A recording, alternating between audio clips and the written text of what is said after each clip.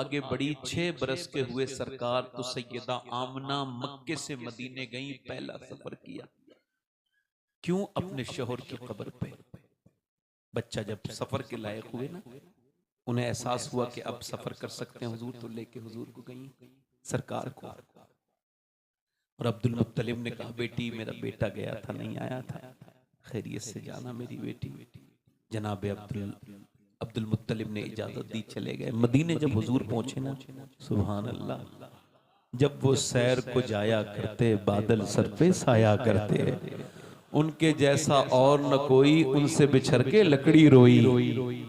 हुजूर चल रहे हैं, ऊपर से बादल जो है ना हुजूर के जो है ना वो सरकार के ऊपर साया करते हुए जा रहे हैं। मदीने पहुंचे, एक यहूदी ने हुजूर का चेहरा देख के पूछा, क्या नाम है तुम्हारा? हुजूर ने नाम बताया।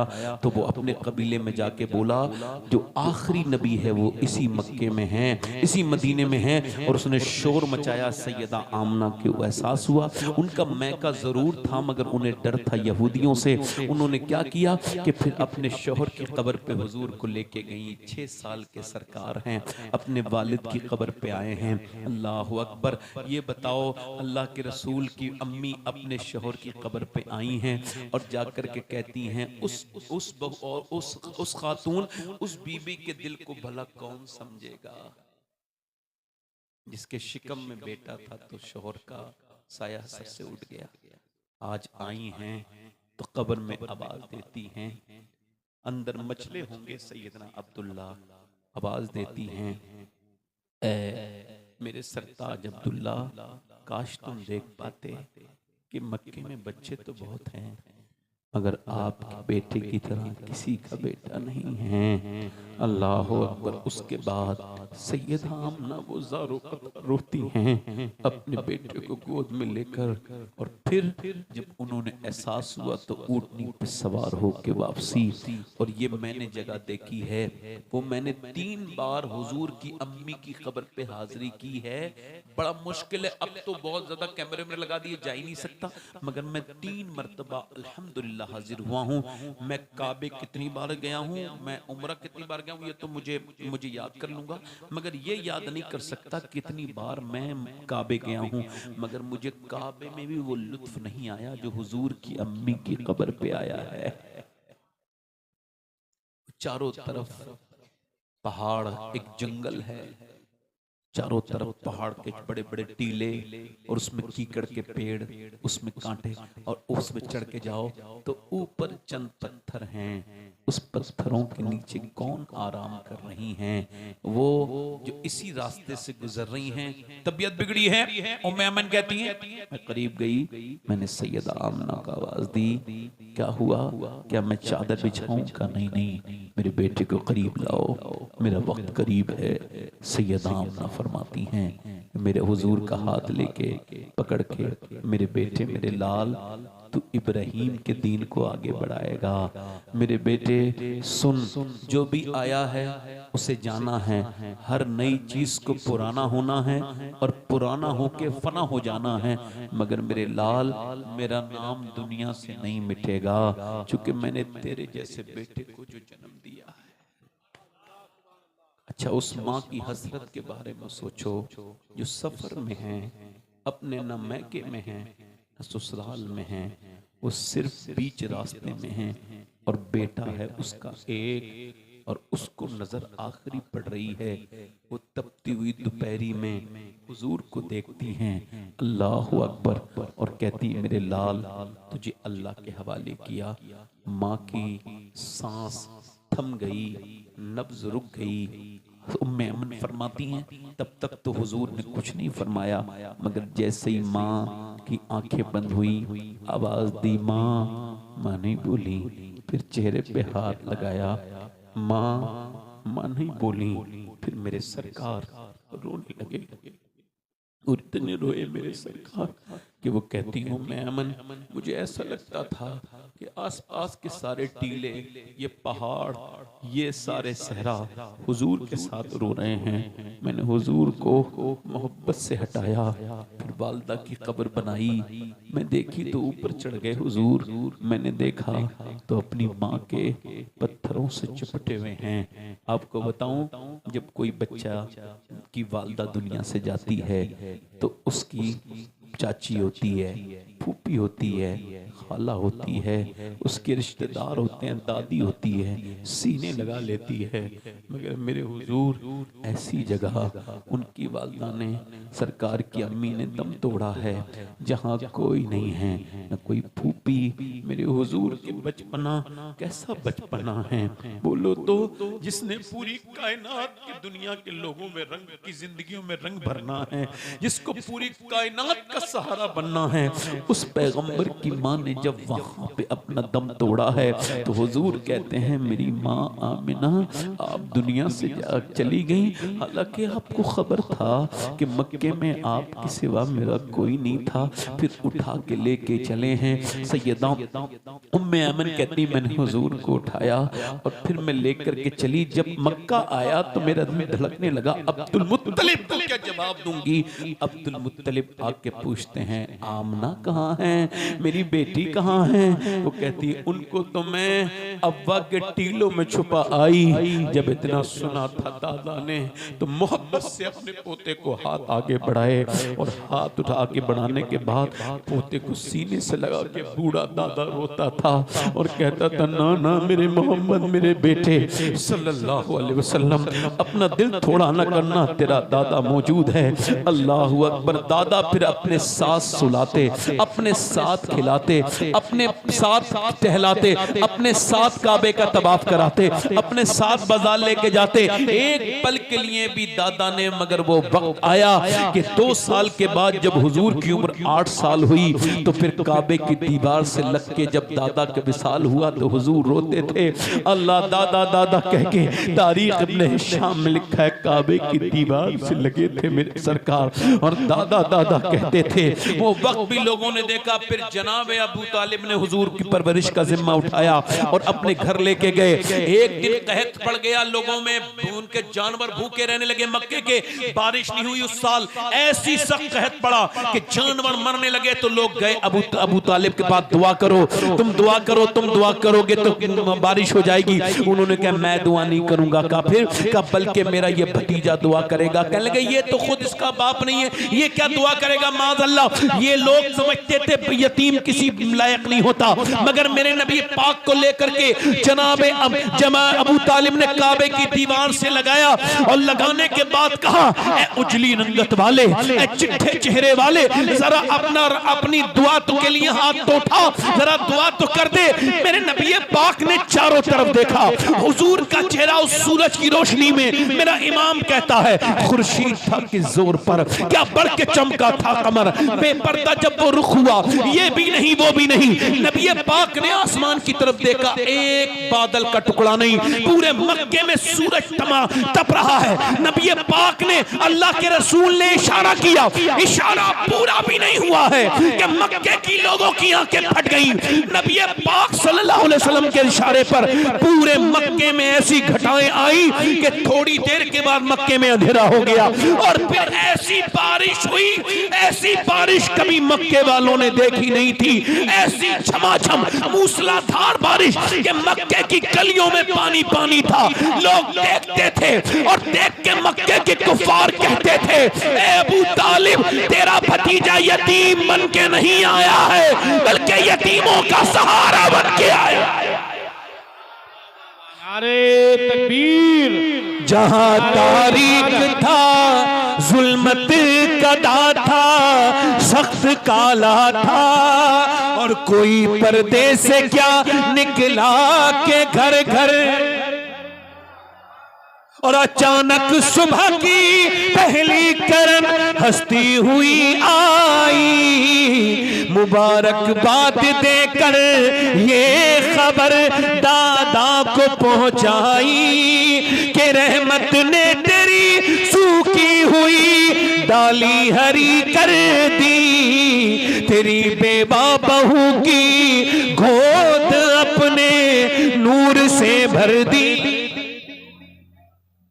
और मिला है आमिना को फजले बारी से यतीम ऐसा नहीं है दोपहर हस्ती में कोई दुर्रे यतीम ऐसा और कसर बाकी न रखी बस में इमका जगमगाने में अरब में चांद निकला चांदनी फैली जमाने में।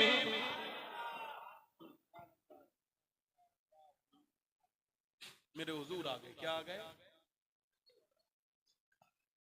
अब कोई बच्चियों को दफन नहीं करेगा, चूंकि लोग क्या बच्चियों को दफन करते थे, हुजूर ने फरमाया मेरी फातिमा मेरे जिगर का टुकड़ा है।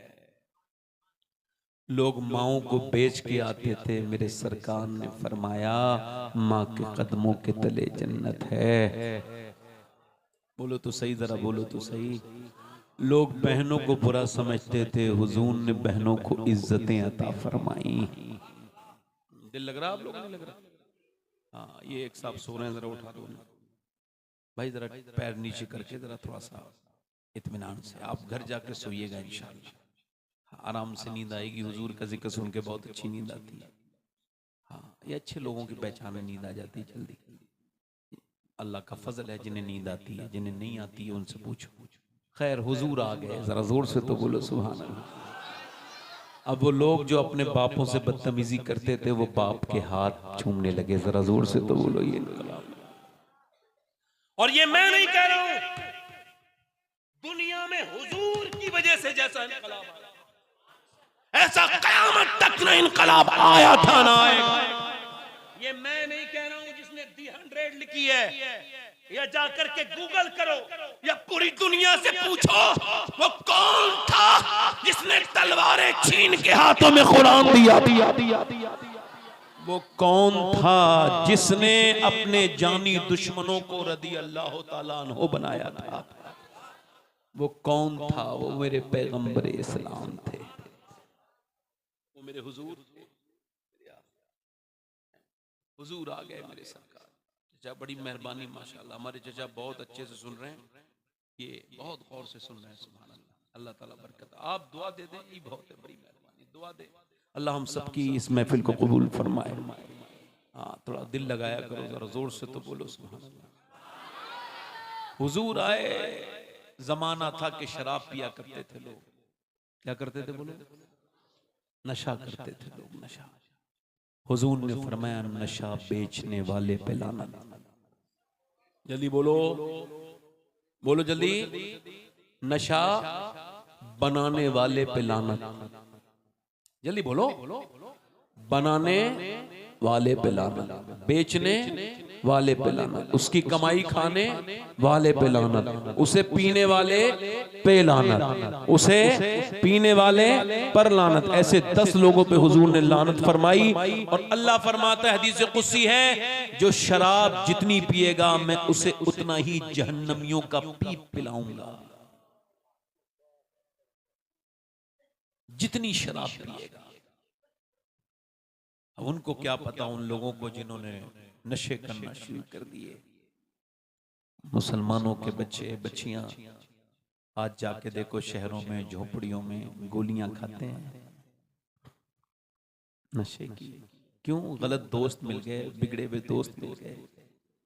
मेरे भाई, वो दोस्त नहीं था, वो तेरा दुश्मन था। दोस्त वो नहीं होता जो तुझे नशा कराए, दोस्त तो वो होता है जो तुझे नशे से बाहर निकाल के लाए। बोलो तो बोलो, बढ़ रहा है आजकल नशे का दौर। सरकार ने जब फरमाया शराब हराम है, आपको मालूम है मदीने की गलियों में नालियों में शराब बहती थी। ऐसा फिर लोगों ने छोड़ा, सहाबाए कराम ने, कि कभी किसी ने शराब को हाथ। तुम कैसे मुसलमान हो? शराब के नशे में मस्त, ड्रग्स के नशे में मस्त मुसलमान जवानों नौजवानों। हुजूर ने फरमाया आखिरी जमाने में लोग नाचेंगे, गाएंगे, जो है वो रक्स करेंगे, सुरूर की महफिलें होंगी, बेपर्दा औरतें होंगी। शराबें पिएंगे और शराबों के नाम बदल के पिएंगे, शराबें पिएंगे और शराबों के नाम बदल के पिएंगे।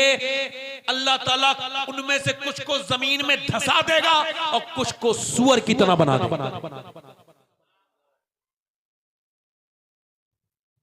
आज शादियों में शराब पीने लगे मुसलमान लड़के, और गैर मुस्लिम शराब तो बुरी है, चाहे मुसलमानों पिए गैर मुस्लिम पिए।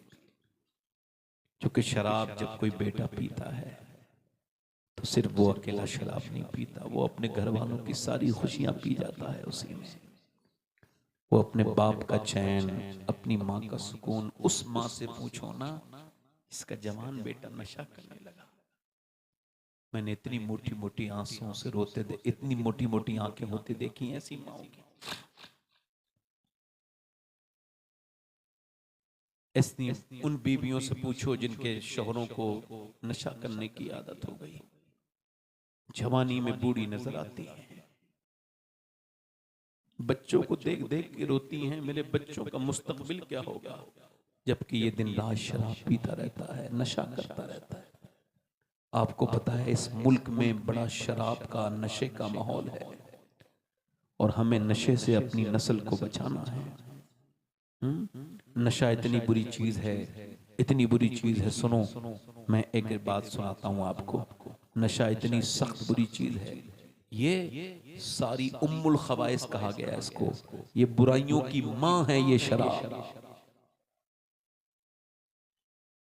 आज ये बयान मेरा, ये हमारे नौजवान, इन नौजवानों तक पहुंचाएंगे इस बयान को, मेरे उन लोगों तक जिन्होंने नशा करने से पहले ये नहीं सोचा कि तू तो नशा करेगा, थोड़ी देर के लिए सुकून है, तुझे नशे में लगेगा, फिर वो नशा तेरी जिंदगी की सबसे बड़ी भूल, सबसे बड़ी लापरवाही बनेगी, और बाद में जब तू अफसोस करेगा तो कुछ तुझे हासिल ना होगा।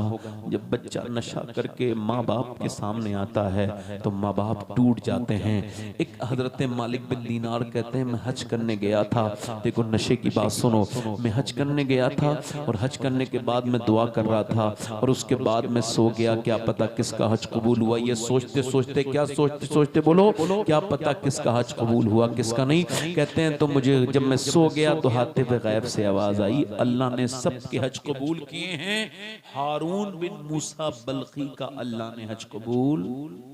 जल्दी बोलो, कोई सो तो नहीं रहा है, देखो आसपास कोई। हारून बिन मूसा बल्खी का हज अल्लाह ने कबूल, अल्लाह ने कबूल नहीं किया, अल्लाह ने कबूल नहीं किया, अल्लाह ने कबूल नहीं किया। कहते हैं अब मुझे तजस्सुस हो गया कि भाई वो कौन है जिसका हज अल्लाह ने कबूल नहीं किया। मैं गया बल्खियों में, और बल्खियों में जाने के बाद मैंने पूछा, भाई तुम में से हारून बिन मूसा कौन है? तो कहा वो सबसे नेक इंसान है, अल्लाह अल्लाह कर रहा है। वो एक पहाड़ की कोह में नमाज पढ़ रहा था, फिर दुआ करते हाथ उठाए तो मैंने देखा उसका हाथ यहाँ से कटा हुआ था एक। मैं करीब गया, जाकर के उसके सामने बैठ गया, उसने सलाम फेरने के बाद कहा अस्सलामु अलैकुम मालिक बिन दीनार। मैंने कहा आप मुझे जानते हैं? कहा मैं तो ये भी जानता हूँ कि तुम क्यों आए हो। कहा क्यों आए हो? क्यों आया हूँ? इस वजह से कि ये बताने के अल्लाह ने मेरा हज कबूल नहीं किया। इधर देखो, अल्लाह ने मेरा हज कबूल, अल्लाह ने मेरा हज कबूल, अल्लाह ने मेरा हज कबूल नहीं किया। कहा क्यों? कहा मैं 24 साल से आ रहा हूं हज करने। कितने साल से?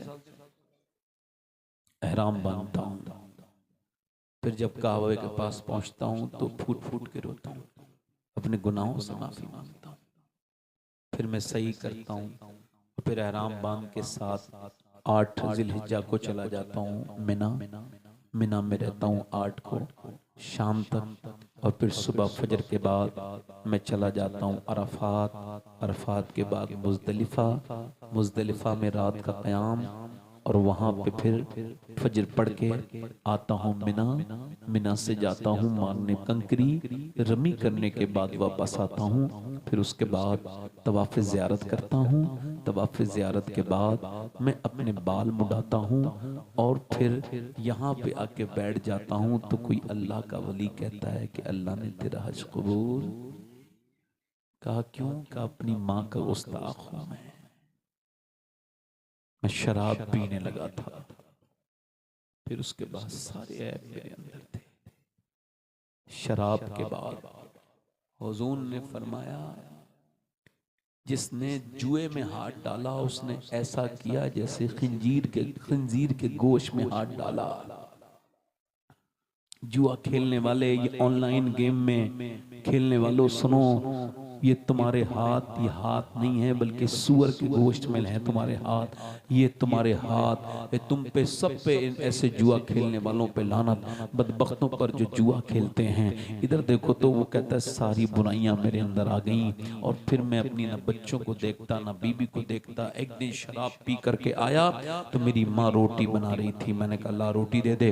रमजान का महीने था, असर का नमाज हो चुकी थी, मैंने कहा रोटी दे। उसने कहा तुझे शर्म नहीं आती है, तो तू शराब पीता है, दूसरा एहतराम भी नहीं करता और शराब पी के रमजान के महीने में आया है। कहता है उसके मन में से कहा तो मैंने कहा देती है कि नहीं? उसने कहा चल मैं नहीं देती। तो वो कहते हैं मुझे गुस्सा आया, मैंने उसको नशे में एक जोर से हाथ मारा। मेरी माँ ऐसे बैठी थी, कमजोर थी, तंदूर में गिर गई और जब वो गिरी तो चलने लगी। मैं भी उसे देखते देखते बेहोश हो गया। जब मेरा होश आया तो मेरी बीबी सामान बांध के मैके जा रही थी। मैंने कहा कहाँ जा रही हो? कहा मैं मैके जा रही हूँ। कहा क्यों? कहा इस वजह से कि तू माँ का कातिल है, मैं माँ के कातिल के साथ नहीं रह सकती। कहा क्या हुआ? कब तेरी माँ मर गई? कहते मैं होश में आया। मैंने कहा मेरी माँ कैसे मरी? कहा तूने उसको मारा है आग से जला के। लगा तुम मुझे उठा देती मैं नमाज पढ़ लेता उसकी। मैं रोने लगा। उसने कहा चल। वो मुझसे मना करके गई थी, सब मेरी मैयत को हाथ लगाएं मगर मेरे बेटे को हाथ न लगाने देना, वो मेरा जनाजे में शरीक न हो। कहते हैं बीबी तो मुझ पर लानत भेज के चली गई। बहुत देर रोता रहा, माँ की याद आती रही। फिर हाथ निकाला और फिर हाथ को यहाँ से काट दिया। अपना हाथ काट के मैंने फेंक दिया और उसके बाद फिर मैंने तौबा की, सारा माल अल्लाह की राह में दे दिया। अब मैं हर साल हज करने आता हूँ, काबे में रोता हूँ अपने उस गुनाह पर जो मैंने नशे की हालत में कर दिया। मेरे नशे ने मुझसे मेरी माँ मरवा दी और मुझसे इतना बड़ा गुनाह हो गया कि मैं 24 साल से हज करने आ रहा हूँ। जब हज करके फारिग होता हूँ तो कोई आने वाला कहता है कि अल्लाह ने तेरा हज कबूल नहीं किया। मालिक बिन दीनार कहते हैं मैंने उसके मुंह पे जोर से चपट मारा। जालिम माँ को मार के हज करने आया है। अल्लाह अकबर। कहते हैं वो फूट फूट के रोया, बहुत रोया। मुझसे उसने कुछ नहीं कहा, रोने लगा। मैं चला के सो गया मिना के कैंप में तो हुजूर का दीदार हुआ। सरकार ने फरमाया तुमने उसको क्यों मारा? और डरने वाले को और डरा दिया। या रसूल अल्लाह माँ का गुस्ताख है। हुजूर ने फरमाया हाँ है मगर अल्लाह उसे माफ करेगा। हुजूर कैसे? का माँ की वजह से माफ करेगा। कयामत के दिन माँ दावा करेगी मालिक मेरे बेटे ने मुझे जला के मारा है, मेरी क्या खता थी? तो अल्लाह फरमाएगा ऐसे जहन्नम में लेकर के जाओ।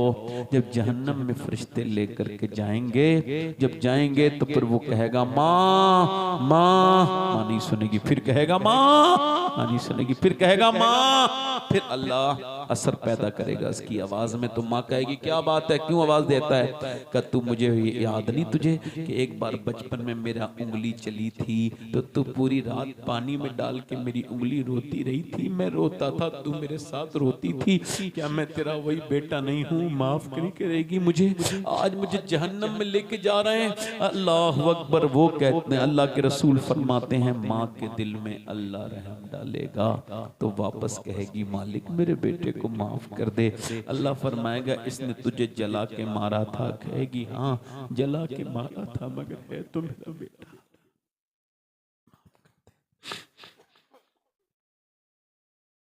अपनी माँ को सताने वालों अल्लाह से तौबा कर लो। मामा है वो कह रही है मालिक। अबू हुरैरा रज़ी अल्लाह तआला अन्हु फरमाते हैं कि हुजूर मस्जिद नबी में थे तो एक खातून आई तो हुजूर ने उसके लिए अपना मिंबर छोड़ा, चादर बिछाई, अपने मिंबर पर अपने अपने आप तो बिना चादर के थे, मगर जब वो आई तो चादर बिछाई और उसको ऊपर बिठाला और खुद मेरे सरकार नीचे बैठ गए। हमने अर्ज की हुजूर एक कौन खातून है? फरमाया तुम पहचानते नहीं, इसने मुझे दूध पिलाया है, ये मेरी माँ है, इसका नाम हलीमा है।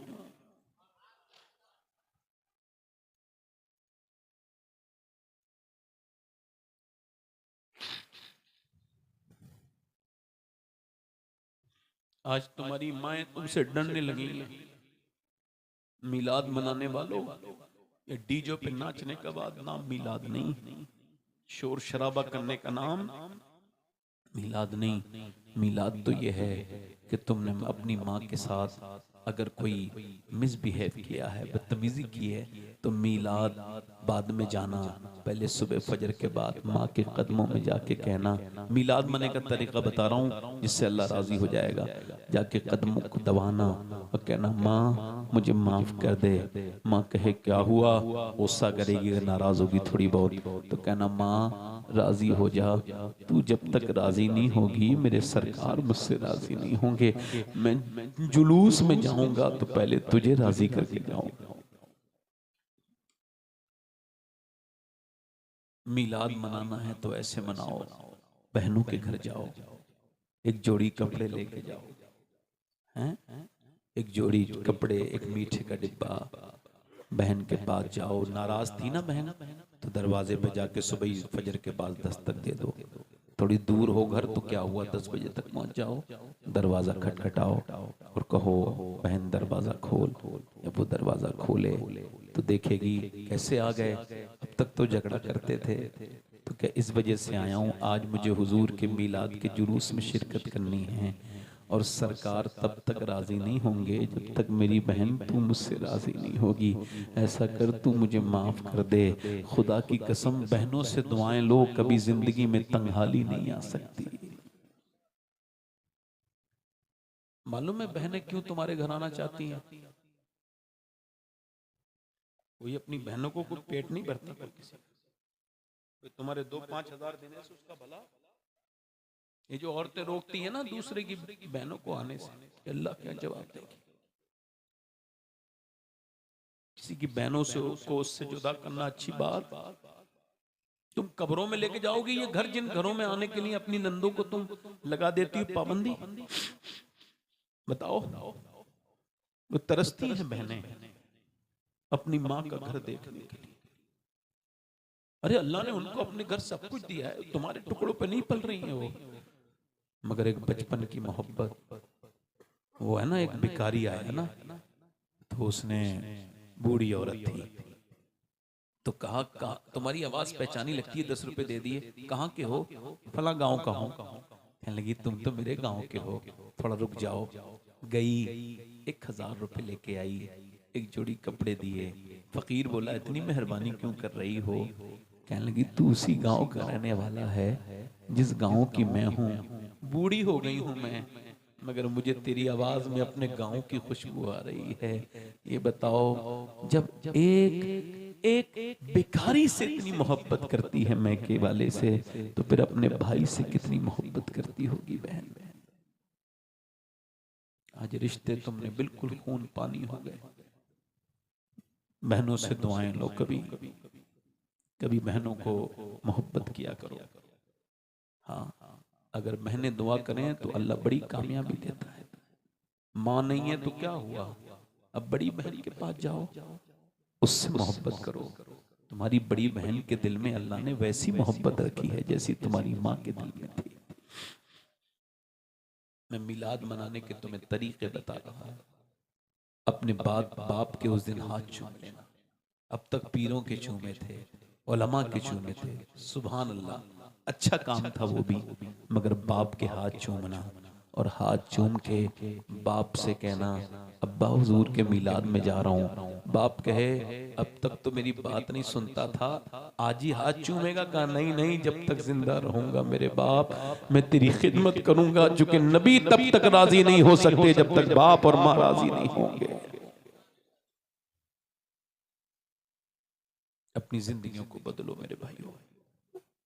मैं सारे उन लोगों से भी कहता हूँ, नौजवानों से जिन्हें गलत दोस्तों ने जिन्हें नशे की तरफ लेके आए, उनसे भी कहता हूँ बदलो अपने आप को, अपनी जिंदगियों को बदलो। मेरी तकरीर बस बहुत लंबी तो नहीं कर रहा हूँ, बस ख़त्म कर रहा हूँ, और यही आपसे मैं गुजारिश कर रहा हूँ कि अपनी जिंदगियों को तब्दील करो। अल्लाह ताला आप सबको सब तौबा करो, अल्लाह से क्या करो बोलो। हाँ देखो, मैं अब एक बात बताऊं आपको, अपने बच्चों को कुल मिला के माँ बाप मोबाइल से अपना किनारा करें, जरूरी चीज देखें, बच्चों को मोबाइल से बचाएं, आप भी बचें, खुद भी बचें, अपने आप को बचाएं। रील न देखो नौजवानों, रीलें तुम्हें बर्बाद कर देंगी, तुम अपने आप को तब्दील करो। ये वार है, ये एक बहुत बड़ी जंग है, ये यहूदियों ने जो तुम्हारे साथ की है, तुम्हारे बच्चों को बर्बाद करने की, तुम्हारी बेटियों को बर्बाद करने की, तुम्हारे बेटों को बर्बाद करने की। मेरे भाइयों, मेरे दोस्तों, नौजवानों, इधर देखो, तुम रील इतनी देर देर तक देखते रहते हो, क्या हासिल हुआ तुम्हें? कुछ भी नहीं ना। तुम्हें रील, आजकल हाल यह है कि किताबें पढ़ने की तौफीक उठ गई। जो कुरान अच्छा पढ़ना जानते हैं वो एक महीने में एक कुरान भी खत्म नहीं कर सकते। कितने लोग हैं, हालांकि चाहें तो 2 दिन में खत्म कर लें, 3 दिन में खत्म कर लें, मगर तौफीक छिनेगी पहले, फिर कुरान उठेगा। पढ़ने वाला नहीं होगा तो कुरान कौन पढ़ेगा बोलो। जब तुम्हारे ताकों में रखे रहेंगे कुरान, हुजूर तशरीफ लाए तो कुरान लेकर के आए, हुजूर की सीरत कुरान है, सरकार का फैज कुरान है, अल्लाह का कलाम, बरकत की चीज। अरे यार, वो ऐसी पढ़ी लिखी औरतों से तो वो जाहिल हमारी पुराने जमाने की हमारी माएं, वो दादियां बहुत अच्छी थीं, जिन्हें सुबह सुबह लोग कुरान पढ़ता देखते थे। आज की पढ़ी लिखी औरतों से तो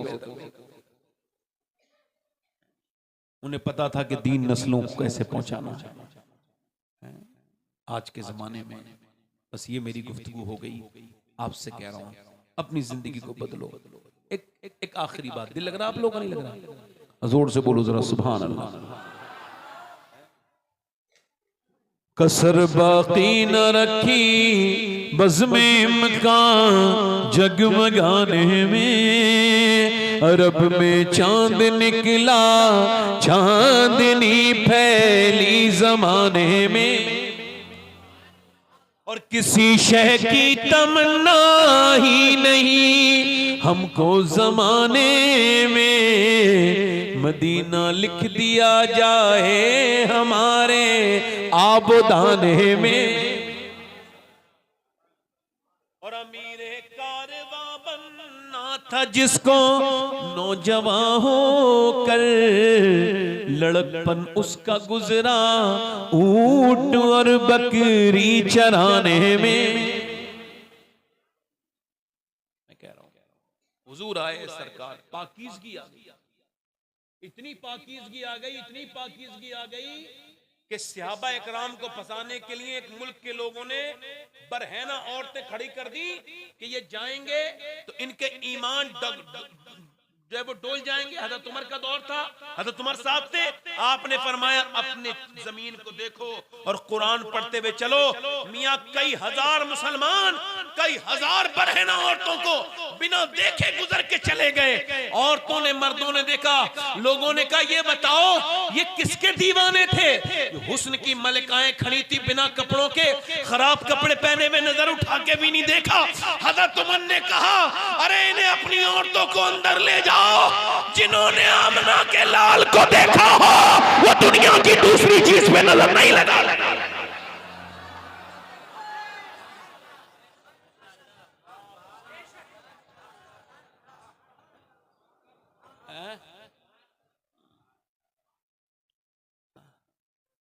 हमने काश अपनी आंखों को पाक किया होता। ये आंखें तो रात में भी गंदी, दिन में भी गंदी, सुबह भी गंदी। आ गई हैं कुछ गंदी लड़कियां, नाम रख के अपना फातिमा माज़अल्लाह, इंस्टाग्राम पर, फेसबुक पर हैं, अपने बदन को दिखा करके अपने आप को जहन्नमी बना रही हैं। ये हरगिज़ इनके अंदर इस्लाम नहीं है। मैं कह रहा हूं जिसके अंदर हया नहीं है उसके अंदर ईमान वो औरत क्या मुसलमान हो सकती है? बोलो, जो अपने जिस्म के हिस्से दिखा रही है मोबाइल पे आके, जल्दी बोलो, हैं? बोलो, क्या वो मुसलमान है? क्या पता क्या है, क्या पता कौन है। मुसलमान की तो पहचान ये है, ये सी वाली मुसलमान नहीं। सुनो, ये मुसलमान अल्लाह अल्लाह के इल्म में है। ये इतनी बेहया, इतनी बेगैरत, न जाने कौन सी बेगैरत की औलाद है। जरा ये बात साहब पहुंचाओ मेरी उन तक। ये जो रील बना रही है ना, रील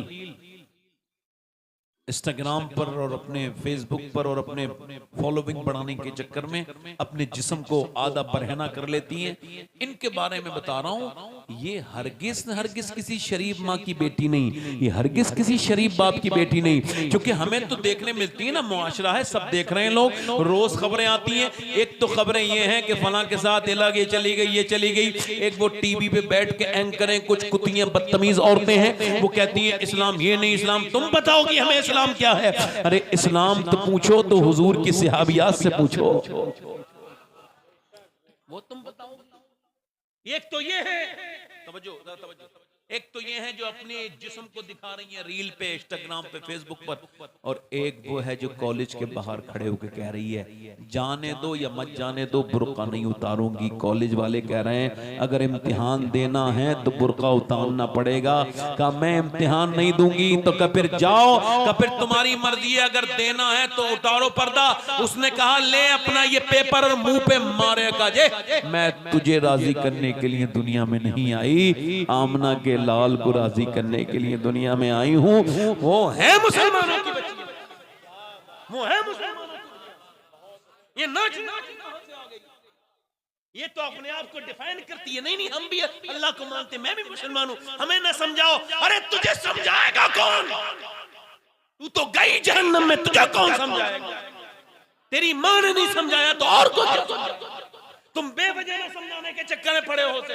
जिसका उसे बाप ने समझाया, जिसकी मां ने न समझाया, जिसका खानदान बेहया है, वो हयादारी क्या दिखाएगी?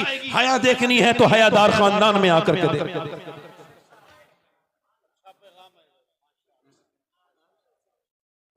बेटे भाइयों, अपने आप को तब्दील करो। ये बात मेरी इन तक पहुंचाओ, और ये बात आखिरी मेरी है कि अपने आप को, एक आदमी था ना, इतना गुनहगार इंसान था वो कि उसे 3 बस्तियों में से निकाला हजरत मूसा ने। कितनी बस्तियों में से? और किसके हुक्म से? अल्लाह के हुक्म से। क्यों? क्योंकि लोग कहते थे अल्लाह हमारी बस्ती से निकाल दे वरना ये बर्बाद कर देगा। और जब वो मर गया ना, तो अल्लाह ने वही कि मूसा जा, मेरा एक दोस्त मर गया, उसका जनाजा पढ़ ले, उसके जनाजे में शिरकत कर ले, और जो भी जाएगा मैं उसकी बख्शिश कर दूंगा। अब मूसा अलैहिस्सलाम गए, जाकर के देखा कौन है भाई, देखें तो कौन इतना नेक बंदा है, अल्लाह का दोस्त। हजरत मूसा गए, चेहरा देखा तो सोच में पड़ गए, या अल्लाह ये तो वही आदमी है। लोगों ने देखा, वो भी सोचने लगे। आखिरकार अर्ज की मालिक ये तो वही है। रब ने फरमाया हाँ मूसा ये वही है, मगर मरते वक्त इसने मेरे सामने ये कहा था मालिक मैं मरने वाला हूँ, सर्दी का वक्त है, मुझे शहर से बाहर निकलवा दिया तूने, मगर ये बता मैं तेरी दुनिया से कहीं दूर जा सकता हूँ? जमी भी खुदा की, जमा भी खुदा का, मकीनो मकाला मकान भी खुदा का, गुनाहगार बंदे कहाँ जा सकेंगे खुदा की खुदाई से बाहर निकल के। रो के बोला मालिक मुझे अंधा कर दिया था मेरे गुनाहों ने, मगर आज तौबा करता हूँ, मेरी मौत का वक्त है, माँ होती तो मुझ पे मेहरबानी करती, तू तो माओं से ज्यादा मेहरबान है। रोने लगा। अल्लाह फरमाता है फिर उसने कहा मालिक लोग कहते हैं तू मुझे नहीं बख्शेगा, मगर मुझे लगता है कि तू मुझे बख्श देगा। फिर कहता है मालिक मैं मानता हूँ मेरे गुनाहों की कोई हद नहीं, तो तेरे करम की भी कोई हद नहीं, मैं तेरा भागा हुआ मुजरिम हूँ, मुझे माफ कर दे।